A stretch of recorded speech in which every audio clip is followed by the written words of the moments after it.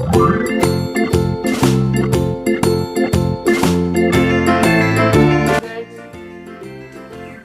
No him very well. I मैं know जानता हूं, हिम उसे वेरी वेल अच्छी तरह से, मैं उसे अच्छी तरह से जानता हूं।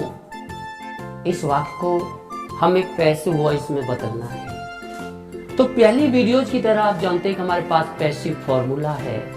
सबसे पहले उस पैसिव फॉर्मूला को लगाइएगा और वो क्या होता है, एम स्मॉल एस स्मॉल ए स्मॉल एस एच ओ के, और इसके बाद अवशेष, इसके बाद by capital A, that is the formula.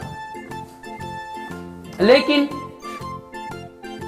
इस वाक्य में पहले हम इन पदों को चयन करेगा। आई मैं, नो माने जानना, ये काम करने की क्रिया हो गया। मेरे मेथड में जो काम करने की क्रिया होती है उसको स्मॉल के से व्यक्त करते हैं। कौन जानता हूं, मैं पर आधारित है सारा वाक्य, ये कैपिटल ए हो गया।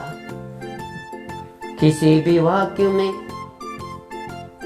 जिस पर पूरा वाक्य आधारित होता है उसको आधार कहते हैं, और आधार को कैपिटल ए से व्यक्त किया जाता है। यहां पर ये कैपिटल ए हो गया। किसे जानता हूं, हिम उसे जानता हूं। जो शब्द क्रिया के काम करने की क्रिया के अधीन होता है उसे स्मॉल ए कहते हैं। एक उदाहरण कहता हूं, मैं चाय पीता हूं तो पीने के अधीन चाय हो गया, तो चाय यहां पर स्मॉल ए कहा जाएगा, और स्मॉल ए का मतलब अधीन शब्द होता है। वेरी वेल, ये अवशेष का काम करेगा।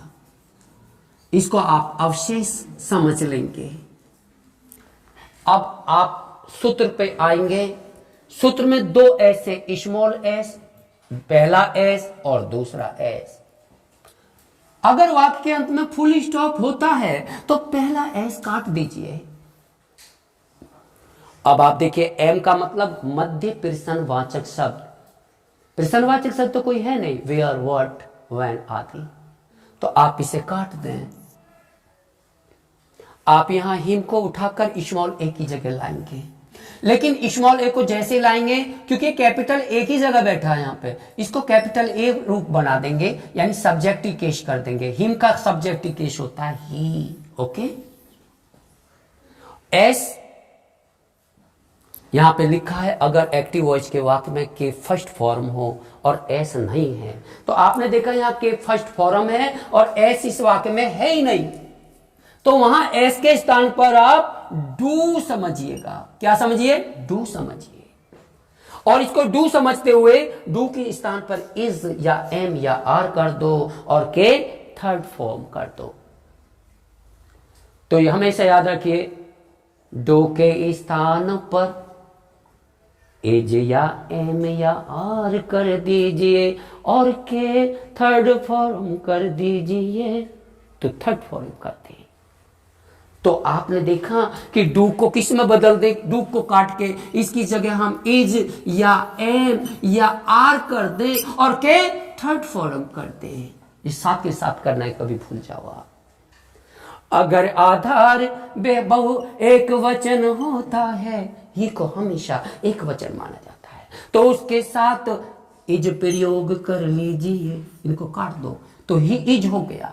एच का मतलब नहीं वगैरह है, नहीं है यहां पर। ओ भी इस वाक्य में नहीं है। और इसमें देखा आप नो, नो का थर्ड फॉर्म आप जानते हैं, नो, न्यू, नोन, तो आप थर्ड फॉर्म लिख दीजिए के एन ओ डब्ल्यू, नोन, और अवशेष यहां पर वेरी वेल।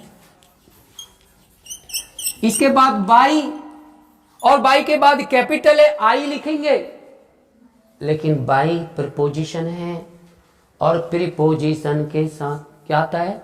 सब्जेक्टिव केस नहीं आता, ऑब्जेक्टिव केस आता है। इसलिए बाई के बाद आई की जगह बाई मी लिखेंगे। लेकिन यहां एक बहुत इंपॉर्टेंट चीज, यहां एक बड़ा इंपॉर्टेंट पेज फंस गया है। इतना करने के बाद भी आपका वाक्य सही नहीं है, क्योंकि आपको याद रखना है कि अगर पैसिव वॉइस में नो क्रिया है, नो, तो बाई के स्थान पर जानते हो क्या हो जाता है? टू हो जाता है। क्या हो जाता है? अब टू हो जाता है। तो आपका सेंटेंस हो जाएगा he is known very well to me.